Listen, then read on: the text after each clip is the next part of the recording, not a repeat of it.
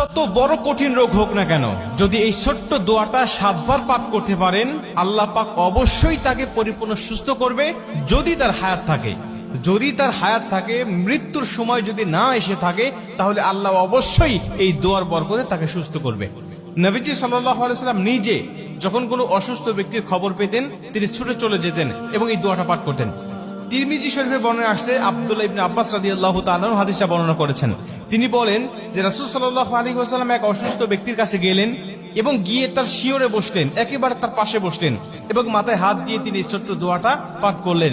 এবং নবীজি আমাদেরকে উদ্দেশ্য করে ডাক দেয়া বলেন, শোনো, এই দোয়াটা যদি কোনো ব্যক্তির কাছে গিয়ে, যদি কোনো মুমূর্ষু ব্যক্তির কাছে গিয়ে, যদি কোনো অসুস্থ ব্যক্তির কাছে গিয়ে এই দোয়াটা তোমরা পাঠ করতে পারো, আর আল্লাহ যদি ওই সময় তার মৃত্যু না লিখে থাকে, তাহলে অবশ্যই আল্লাহ পাক এই দোয়ার বরকতে তাকে সুস্থ করবে, তাকে শেফায়ে আজেলা কামেলা দান করবে।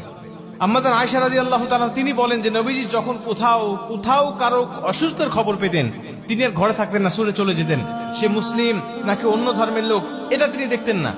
নবীজি সেখানে গিয়ে, তার কাছে গিয়ে নবী সাল্লাল্লাহু আলাইহি ওয়াসাল্লাম তার খোঁজ খবর নিতেন এবং তিনি মুসলিম হলে তার কাছে গিয়ে নবীজি সাল্লাল্লাহু আলাইহি ওয়াসাল্লাম এই দোয়াগুলো পাঠ করতেন এবং আল্লাহ পাক তাকে সুস্থ করে দিতেন।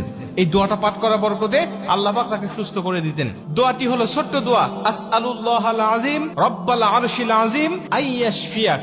এই ছোট্ট দোয়া, আসআলুল্লাহাল আযীম রব্বাল আরশিল আযীম আইয়াশফিয়াক, এই ছোট্ট দোয়াটা আপনারা মুখস্থ করে নেবেন। প্রয়োজনে যারা ইউটিউবে ফেসবুকে দেখবেন, তারা আপনারা বারবার এটা শুনে অথবা নিজের টাইম লাইনে শেয়ার করে এটা বারবার শুনবেন এবং এটা মুখস্থ করে রাখবেন এবং অন্য মানুষগুলোকে শোনার সুযোগ করে দিবেন।